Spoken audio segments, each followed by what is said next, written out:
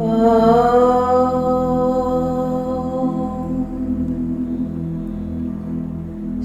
कृष्ण परमात्मने नमः।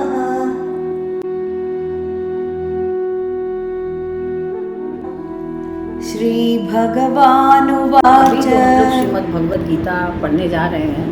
तो पहली बात कि श्रीमद् भगवद गीता में 18 अध्याय है, और जो श्रीमद् भगवद गीता है ये श्रीमद् भागवत पुराण है उसका भीष्म पर्व का एक अंश है, और वेद व्यास जी द्वारा रचित है। ये गणेश जी ने लिखा था, वेद व्यास जी ने बोला था। तो जैसे हमारे श्रीमद् भागवत गीता में 18 अध्याय हैं, और 18 अध्यायों के एक एक नाम है। जैसे प्रथम अध्याय का नाम है अर्जुन विषाद योग, है ना। ऐसे ही दूसरे अध्याय का नाम है सांख्य योग। तो ऐसे ही हमारे जीवन के भी अनेक पक्ष होते हैं, अनेक क्रम होते हैं, है ना। एक करके स्टेप हम लोग चलते हैं। जैसे जब कोई बच्चा पैदा होता है तो सबसे पहले क्या करता है, रोता है ना, और फिर धीरे धीरे बढ़ता जाता है। तो बहुत से आप देखते होंगे, बहुत से इंसान ऐसे हैं जीवन में कि जो अपने जीवन में दुखी ही रहते हैं। छोटे हैं, बच्चे हैं तो कहेंगे अरे मेरे को मम्मी ने ठीक से खाना नहीं खिलाया, या मम्मा मेरे को नहीं प्यार करती, दूसरे भाई बहन को प्यार करती है।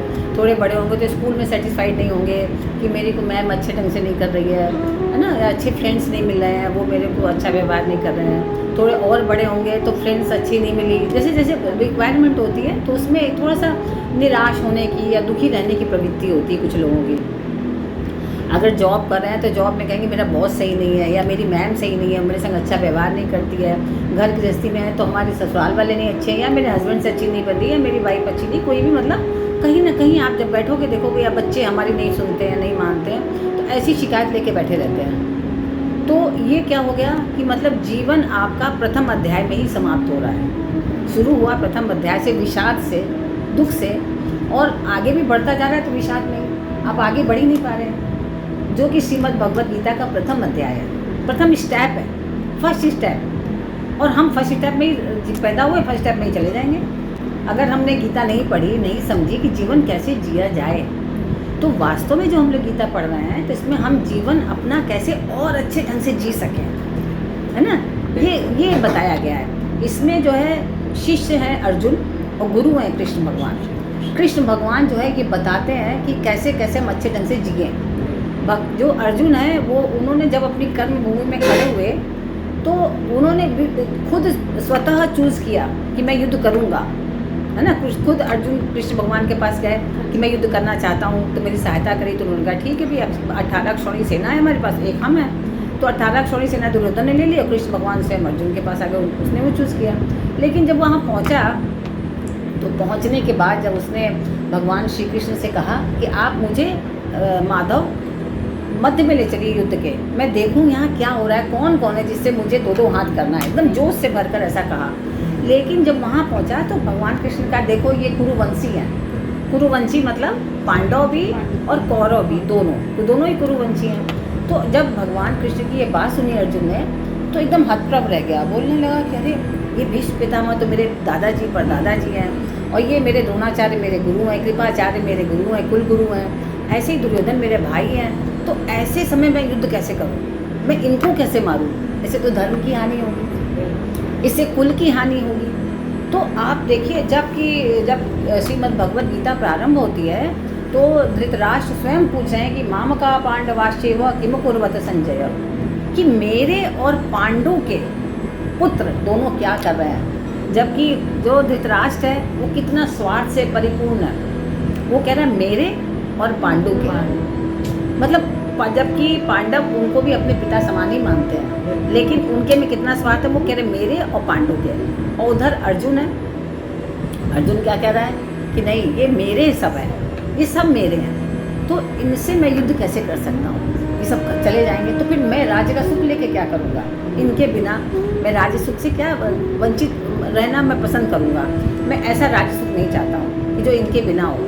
तो क्या हुआ कि जब आप किसी कार्य को आपने खुद नियुक्त किया कि मैं ये कार्य करूँगा, मैंने खुद चूज़ किया आपने कि मैं ये कार्य करना चाहता हूँ, और जब कार्य भूमि पे आप खड़े हुए तब आप संशयित हो रहे हो कि मैं करूँगा, मैं नहीं करूँगा, मैं करूँगा तो ये हानि होगी। तो आपको कार्य चुनने के पहले निर्णय करना चाहिए, पहले सोचना चाहिए कि मैं ये कार्य कर सकता हूँ कि नहीं कर सकता हूँ, मुझे करना चाहिए कि नहीं करना चाहिए।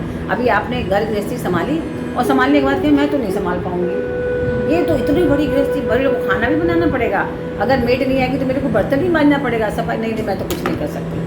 तो ये गलत है ना, आपको तो निर्णय लेने के पहले सोचना चाहिए। तो ऐसे ही जब अर्जुन जब वहाँ पे चले गए युद्ध स्थल पे, तब ये बोल रहे हैं कि मैं नहीं कर पाऊँगा। तो इससे हमें ये सोचना चाहिए, विचार करना चाहिए, कोई भी कार्य करने के पहले हमें पहले सोचो, पहले विचारो, पहले विचार करके निर्णय करो।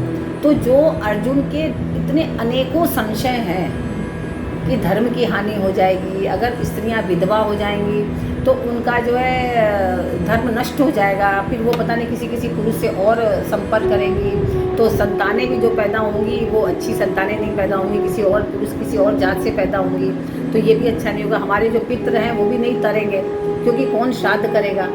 अगर परिवार चलता है तो धर्म का नियम भी चलता है, लेकिन अगर परिवार ही नहीं, परिवार में पुरुष वर्ग ही नहीं है तो सब दुखी हो गए।